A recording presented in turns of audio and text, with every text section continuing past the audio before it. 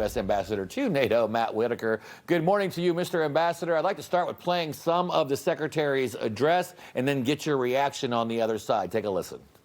For the United States and Europe, we belong together. America was founded 250 years ago, but the roots began here on this continent long before. We care deeply about your future and ours.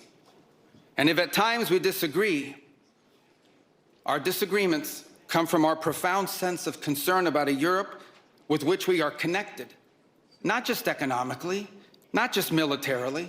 We are connected spiritually, and we are connected culturally. We want Europe to be strong. We believe that Europe must survive. Yeah, Mr. Ambassador, something I've long said, especially true in the Trump administrations, both of them, it's more difficult delivering tough messages to friends than it is to adversaries. Do you think the Secretary's message got through to the European leaders? Yeah, well, Mark, it's great to see you, my friend. I think first, having spent time in Munich with Secretary Rubio and being in the room for that speech, it was very clear that it was well received.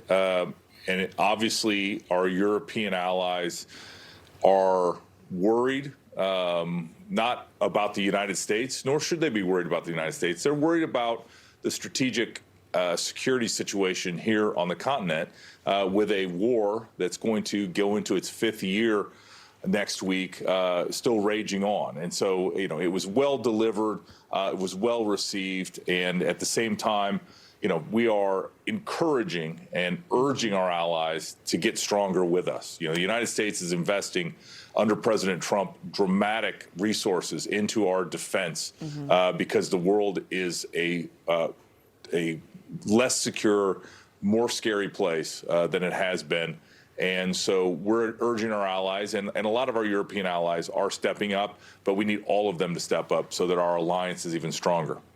And as you mentioned, you were there in Munich for that speech there last weekend at the security conference. What was the mood like amongst our NATO allies? How did discussions go?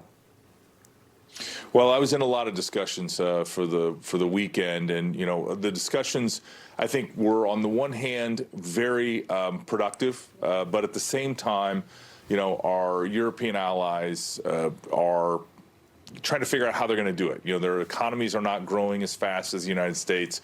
They took a decades-long peace dividend after the fall of the Soviet Union that obviously has turned out to be the wrong decision. And the United States didn't take that peace dividend. We continued to invest in our capabilities. And so, you know, their defense industries here in Europe are not as strong as they could be or should be. And that's going to take a lot of investment, a lot of time, a lot of work.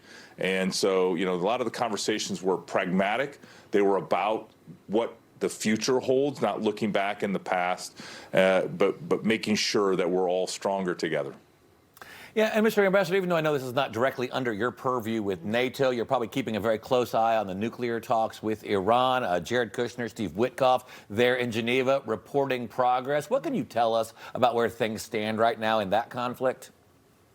Yeah, well, first of all, a lot of our European assets are now in the Middle East. We have soon-to-be two aircraft carriers in the region. Those are very important strategic assets. But, you know, President Trump's been clear, but two things stand out to me. One is that Iran, as the #1 state sponsor of terror, cannot have nuclear weapons or a capacity to build it. And the president has also said that Iran needs to make a deal and abandon those nuclear ambitions. And if they don't, it will be a very bad day. And the president has demonstrated when he draws a red line that he means what he says. And so we saw with Midnight Hammer where B-2 bombers dropped precision munitions, obliterating their nuclear program. And now they just need to walk away from wanting that nuclear program, walk away from some of the other things that menace their neighbors in the Middle East, and ultimately join the free world as a country that can be relied on and rejoin trade and the energy markets and the like. But, you know, President Trump is going to show some patience because diplomacy matters and he wants to see a negotiated deal, but he's not going to be patient to let them string him along and not come up with a deal. Information. truth is freedom, is Newsmax. It's real news for real people.